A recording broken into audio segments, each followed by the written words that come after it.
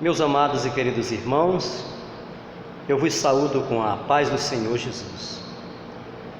No livro de 1 Reis, capítulo de número 17 e o versículo de número 22, parte A do versículo, nos diz assim: E Deus ouviu a voz de Elias.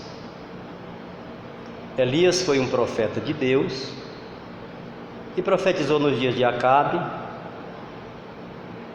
e ele foi um profeta exemplar pela sua fidelidade a Deus. Um dia, Deus mandou Elias ir para o ribeiro de Querite.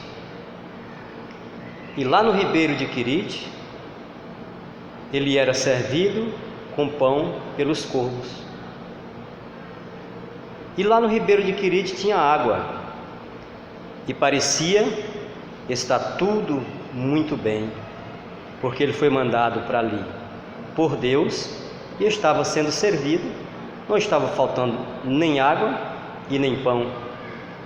Porém, chegou o dia em que o ribeiro se secou. Secando-se o ribeiro, veio o tempo de escassez na terra. Deus manda Elias sair da beira do ribeiro de Querite e ir a uma terra onde tinha uma viúva conhecida na Bíblia como a viúva de Sarepta.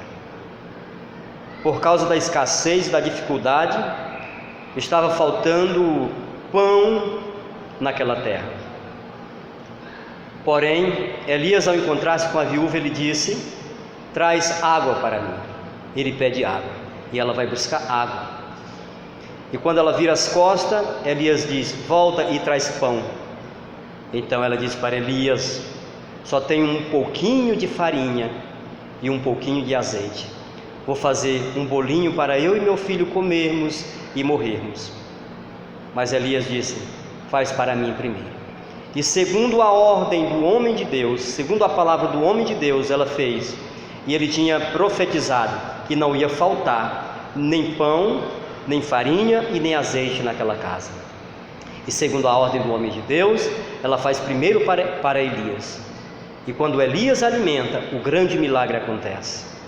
Foi um desafio, mas porém Elias sabia o Deus que ele servia, o Deus Todo-Poderoso. Quando Elias orava, o céu se abria. Sim, o céu se abria, porque em uma oportunidade ele estava orando diante dos profetas de Baal em um desafio, e o Deus Todo-Poderoso de Israel abriu os céus e mandou fogo do céu e queimou o holocausto, porque quando Elias orava, o céu se abria. Bendito seja o nome do Senhor. E então chegou outro desafio para Elias, ainda sendo servido pelaquela viúva. O filho daquela viúva morre. E quando aquele filho da viúva morre, ela vai ao profeta e entrega ao profeta. Mas o profeta sabia o Deus que ele servia. E ele vai para o quarto e mediu sobre aquela criança, e aquela criança ressuscitou. Deus ouviu a oração de Elias. Deus ouviu a oração de Elias.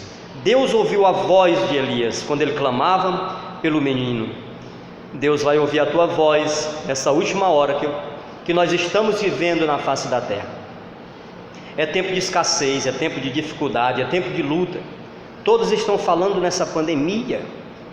Chegou um tempo de escassez, é princípio de dores, mas nós temos o Deus Todo-Poderoso. O Deus de Elias ainda permanece o mesmo. O Deus de Elias é o meu Deus, o Deus de Elias é o teu Deus, o Deus de Elias é o nosso Deus. E eu quero nessa oportunidade te dizer: não vai faltar na tua casa, não vai faltar na tua família. Em nome de Jesus Cristo, Deus vai suprir diante dos teus, porque Ele é o Deus que promete e cumpre. Eu encerro esta palavra dizendo nessa tarde: o Deus de Israel permanece o mesmo. Ele faz milagre ainda nos nossos dias. Eu agradeço ao meu Deus, porque Ele tem cuidado de nós, e agradeço por essa rica oportunidade. Deus em Cristo nos abençoe.